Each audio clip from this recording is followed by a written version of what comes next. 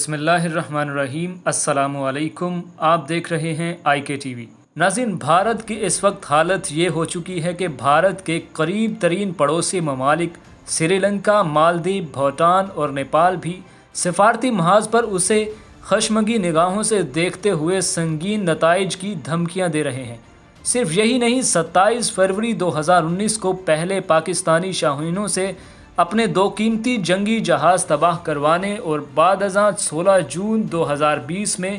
وادی لداخ میں چین کے ہاتھوں لائن آف ایکچول سے متصل خطیر سرحدی علاقے گنوانے کے بعد بھارتی افواج کے حوصلے بھی پستی کی عمیق گہرائیوں میں غرق ہو چکے ہیں۔ یوں سمجھ لیجئے کہ نریندر مودی کی حکومت نے اپنے نام نہاد کمال انتظامی مہارت، متعصبانہ داخلی اور سفارتی پالیسیوں کی بدولت بھارت کو چار جانب سے اس ان گنت مسائل اور بحرانوں کے گرداب میں دھکیل دیا ہے۔ سوال یہ پیدا ہوتا ہے کہ اب بھارت کو ان بحرانوں اور مسائل سے نکالے گا کون؟ سادہ سا جواب یہ ہے کہ یقیناً وہی جس کو مستقبل میں بھارت کی سب سے زیادہ ضرورت ہوگی، یا جو بھارت کا فطری حلیف ہوگا، یعنی امریکہ۔ جی ہاں، امریکہ بھارت کی بحرانوں کے گرداب میں ہچکولے کھاتی کشتی کو استحکام دینے کے لیے پوری طرح سے متحرک ہو چکا ہے۔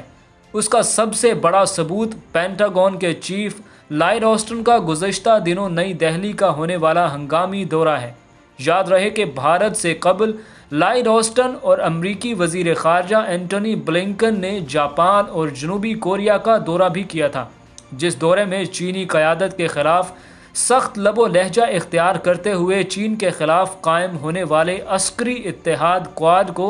زیادہ سے زیادہ مؤثر بنانے کا عزم بھی ظاہر کیا گیا تھا۔ چونکہ امریکہ، جاپان، آسٹریلیا، جنوبی کوریا کے ساتھ بھارت بھی کواد کا ایک اہم ترین رکن ہے، اس لیے پینٹاگون کے چیف لائیڈ آسٹن کا دورہ دہلی تو بنتا ہی تھا۔ واضح رہے کہ بھارت ایشیا پیسیفک کے خطے میں امریکہ کا ایک اہم شراکت دار ہے، اور لائیڈ آسٹن کا 2 روزہ دورہ امریکی صدر جو بائیڈن کی انتظامیہ کا نئی دہلی سے 2 بدو بات چیت کا پہلا موقع بھی۔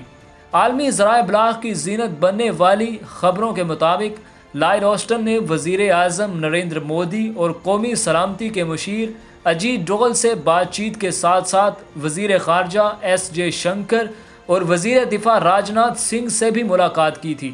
ان ملاقاتوں کے بعد پینٹاگون کے ترجمان جان کربی نے اپنے سرکاری اعلامیوں میں کہا تھا کہ لائیڈ آسٹن نے بحر ہند بحر الکاہل میں بھارت کے قائدانہ کردار کی تعریف کی اور مشترکہ اہداف کو فروغ دینے کے لیے خطے میں ہم خیال افراد کے ساتھ بڑھتی ہوئی مصروفیت کو سراہا، اور دونوں فریقین نے آزاد علاقائی نظم و ضبط کو فروغ دینے کے لیے اپنے عزم کا اظہار کیا۔ پینٹاگون کی جانب سے جاری ہونے والے اعلامیہ کے بین السطور چھپے نقاط سے بخوبی اندازہ لگایا جا سکتا ہے کہ امریکہ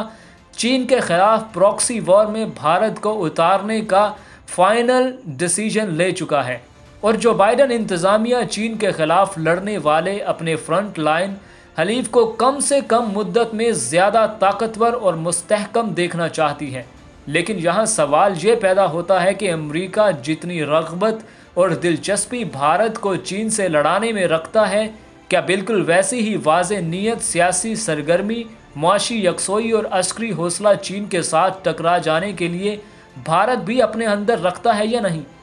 بظاہر ایسا محسوس ہوتا ہے کہ بھارت امریکہ کی ہلہ شیری میں آ کر چین کے خلاف رنگ میں اتر تو چکا ہے، لیکن ڈرتے ڈرتے ایک ایسے مرنج پہلوان کی طرح جو لڑنا تو کسی اور حریف سے چاہتا ہو مگر اس کے سامنے کوئی اور اتار دیا جاتا ہے۔ امریکہ بھارت میں جاری عدم استحکام کا مکمل طور پر خاتمہ کر کے اسے جلد از جلد استحکام سے ہمکنار کر کے چین کے خلاف مؤثر انداز میں استعمال کرنے کا ارادہ رکھتا ہے۔ ناظرین، ویڈیو دیکھنے کا شکریہ۔ اللہ حافظ۔